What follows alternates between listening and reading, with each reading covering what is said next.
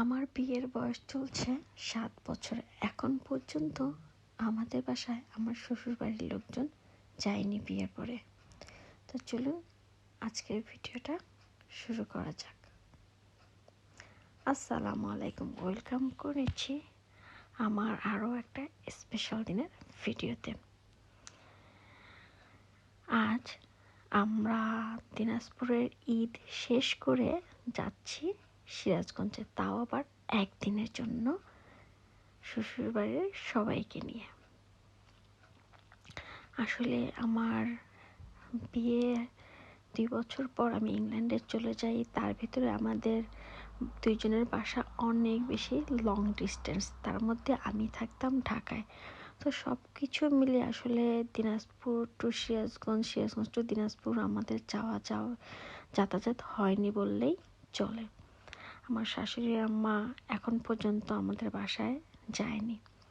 বিয়ের আগে 2-1 বার বাকি সবাই গিয়েছিল, বাট বিয়ের পরে আর যাওয়াই হয়নি। বিয়ের পর আমি নিজেই গিয়েছি মাত্র 2 বার। তো যাই হোক, আজকে আল্লাহর নামে যাত্রা শুরু করছি। আর তার মধ্যে দিনটা আরও স্পেশাল এই কারণেই, আমি বাংলাদেশে আসছি অলমোস্ট 10 থেকে 12 দিন হয়ে গেছে, কিন্তু এখন পর্যন্ত আমার আব্বু আম্মু মেরিশকে দেখেনি।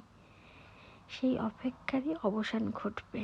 আর এদিকে তো আপনি নানুমণির সাথে আর দিনাজপুরের সবার সাথে খুব মজা করছে, বলছে আমি চলে যাচ্ছি, কেন তোমরা কান্না করছো না, এটা সেটা নিজে থেকেই জড়িয়ে ধরে মজা করছিল। এই তো আমাদের যাত্রা শুরু হলো, আর যাত্রার মাঝখানে তো আমাদের খাওয়া দাওয়া চলবেই। এইভাবে বাইরের খাবারগুলো কিন্তু খেতে খুবই ভালো লাগে, যদিও বা এটা স্বাস্থ্যের জন্য ভালো না, বাট জার্নিতে খেতে কিন্তু খুবই মজা। এই তো আমরা ফাইনালি আমাদের বাসায় চলে আসছি। দীর্ঘ 4 বছরেরও অনেক বেশি হবে।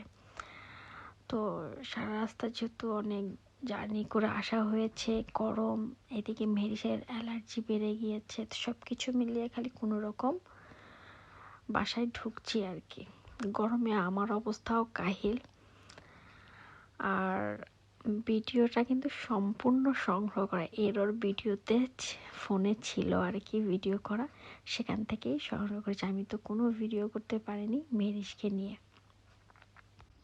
যেহেতু গরম ছিল, বাসায় আসার সাথে সাথে সবাইকে ঠান্ডা একটু শরবত করে দেওয়া হয়েছে, যেন একটু কলিজাটা ঠান্ডা হয় আর কি। তো আমরা আমাদের আসতে আসতেই প্রায় বিকেল হয়ে গেছে। তো আমার শ্বশুরবাড়ির লোকজন কোনো রকম একটু ড্রয়িং রুমে বসেছে, আমি একটু বাইরে সবার সাথে কথা বলছিলাম। আর এদিকে আমার ছোট ছোট 2 ভাই একটা কেকের আয়োজন করেছে। মেহেরিস যেহেতু ফার্স্ট টাইম নানা বাড়িতে এসেছে, সো সবাই মিলে একটু বাচ্চা কাচ্চা মিলে আর কি কেক কাটবে, এর জন্যই আর কি। মেহেরিস তো খুব মজা আছে, যেখানেই যাচ্ছে সেখানেই শুধু কেক কাটছে।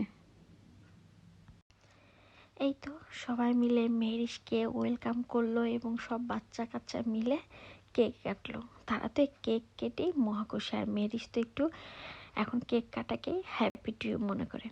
তো যাই হোক, আমরা সবাই এখানে গ্যাদারিং করছিলাম, আর আমাদের সবার প্রচণ্ড ক্ষুধাও লেগে গিয়েছিল, যেহেতু সেই সকালবেলা বের হয়েছি। আর আস্তে আস্তে তো প্রায় দুপুর পার হয়ে বিকেল হয়ে গেছে। তো আমরা ঝটপট করে কেক কাটাকাটি করলাম, করে টোরে সবাই একটু টুকটুক করে বাচ্চারা খেয়েও নিয়েছে। আর এই যে এলোমেলো কিছু ছবি অ্যাড করে দিলাম। থ্যাংক ইউ মুস্তাকিম মোর্শেদকে এত সুন্দর ওয়েলকাম করার জন্য, মেহেরিশকে, সাথে আমাদেরকেও। প্রচণ্ড গরম পড়েছে, তো আসলে সব কিছু মিলে আমরা সবাই খুব নাজেহাল অবস্থা। তারপরে তো ঝটপট করে আমরা খাবার টেবিলে চলে এসেছি, খাওয়া দাওয়া চলছে। আমাদের দুপুরের খাবার খেতে খেতে প্রায় সন্ধ্যা। তো খাওয়া দাওয়া করে সবাই মোটামুটি 1-1.5 ঘন্টা রেস্ট নিয়ে সবাই ভাবলাম বকুলতলার ওই ব্রিজটা দেখতে যাব, এই আমাদের বাসার কাছেই। কিন্তু আমি ভেবেছিলাম পুরো ব্রিজটাতে লাইটিং করা, কিন্তু কোনো লাইটিংই করা ছিল না। তখন আর কি করা, তখন আমরা ব্রিজের মাথায় এরকম একটা বসার মতো একটা জায়গা ছিল, ফুড কর্নার ছিল, 2-1টা দোকান ছিল। গ্রামের ফুড কর্নারগুলো যেরকম হয় আর কি অ্যাজ ইউজুয়াল। তো আমরা সেখানে যে তো হতাশ, ভেবেছিলাম যে ব্রিজে হাঁটবো, একটু বাদাম খাবো, এই আর কি। তা তো আর হলো না। আমরা সেই ফুড কর্নারে ফুড জোনে বসেই যে যার মতো একটু আইসক্রিম, কোক আর সাথে 1 প্লেট ফুচকাও খেয়েছি। একে তো পেট ভরা, কিন্তু যেহেতু গিয়েছি ওর দেখা দেখিতে বলা বলিতে আমরা সব বাচ্চা কাচ্চা মিলে সেগুলো এনজয় করছিলাম। আর এখানে একটা বিষয় দেখেন, এই ভিডিওটা আমি আমার হাজব্যান্ডের ফোন থেকে কালেক্ট করেছি। কে যে ভিডিও করেছে সম্পূর্ণটা স্লো মোশনে 2 মিনিট। এটা দেখেও রাগ উঠছিল, ভাবছিলাম অ্যাড করব না, পরে ভাবলাম না থাক অ্যাড করি, যেরকমই হোক ভিডিও তো করা আছে। আমার ফোনে তো তাও ভিডিও নেই, এগুলো মেমোরি হয়ে থাকবে। আমাদের বাসার বাচ্চা কাচ্চা সহ সব বাচ্চা কাচ্চা মিলে আমরা সবাই এখানে এসেছি। তো মোটামুটি সবাই আমরা একটু এনজয় ভালোই করছিলাম, যে যার মতো খাচ্ছিলাম আর কি। কোক, চকলেট, তারপরে হচ্ছে গিয়ে আইসক্রিম। আর যেহেতু বাইরে আসছি সন্ধ্যা, মানে রাতই হয়ে গেছে বলা যায়, ওয়েদারটাও আস্তে আস্তে ঠান্ডা হচ্ছে। সব তো সব কিছু মিলে আমরা অনেক আনন্দ করছিলাম। বাচ্চা কাচ্চারাও নিজেদের মতো করে খাচ্ছিল, মেহেরিসের মতো আইসক্রিম খাচ্ছিল। আমার শাশুড়ি আম্মাকে নিয়ে এসেছে। আর আস্তে আস্তে যেহেতু বিকেল হয়েছে, আবার আগামীকালকে আমরা ঢাকা ফিরবো। আসলে মন চাইলেও আমি অন্য কোথাও তাদেরকে ঘুরতে নিয়ে যেতে পারছি না, টাইমটা এত শর্ট। একসাথে এসেছি বাবার বাসায়, যা শুধু মেহেরিসকে এক নজর সবাইকে দেখাবো। আর আমার শ্বশুরবাড়ির লোকজন যেহেতু একেবারেই আসেনি বিয়ের পরে, আমার শাশুড়ি মাও এবার ফার্স্ট টাইম এসেছে আমাদের বাসায়। সো ওই জন্যই আমি 1 দিনের জন্য সিরাজগঞ্জে এসেছি। এতে করে মেহেরিসের সাথে সবার দেখাও হয়ে গেল। আর আব্বু আম্মু যেহেতু 2-1 দিন পরে ঢাকাতে যাবে, সো মেহেরিস আব্বু আম্মুর সাথে আরও কিছুদিন থাকতে পারবে। আর সুযোগ হলে ইনশাল্লাহ আমি সিরাজগঞ্জে আবার ব্যাক হব। আজকে জাস্ট আমার এটা মাথায় ছিল যে আমি 1 দিনের জন্য যাব, সবার সাথে মেহেরিসের দেখা করব এবং আমার শাশুড়ি আম্মাকে নিয়ে যাব, এই আর কি।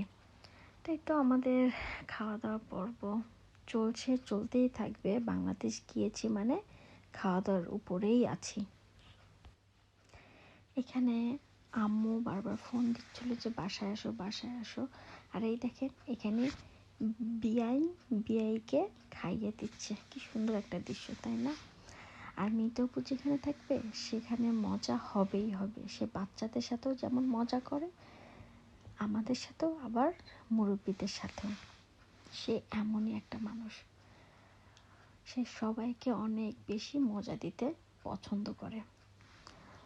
তো যাক, মেয়ের মতো অনেক খেলাধুলা করছে। তারপরে তো আমাদের খাওয়া দাওয়া শেষের দিকে, এখন আমরা আর কি বাসায় যাব। তারপরে বাসায় এসে আমরা কিছুক্ষণ রেস্ট নিয়েছি, আড্ডা দিয়েছি। তারপর তাই তো রাতের খাবার রেডি। এখন আমরা রাতের খাওয়া দাওয়া করবো, দেন সবাই মিলে ঘুমানোর ব্যবস্থা করতে হবে। যে যার মতো আর কি উপরে নিচে মিলে ফ্লোরিং করে ঘুমাতে হবে। এটাই আনন্দ, তাই না? সবাই ভালো থাকবেন, সুস্থ থাকবেন। দেখা হবে নেক্সট দিনের ভিডিওতে। আল্লাহ হাফেজ।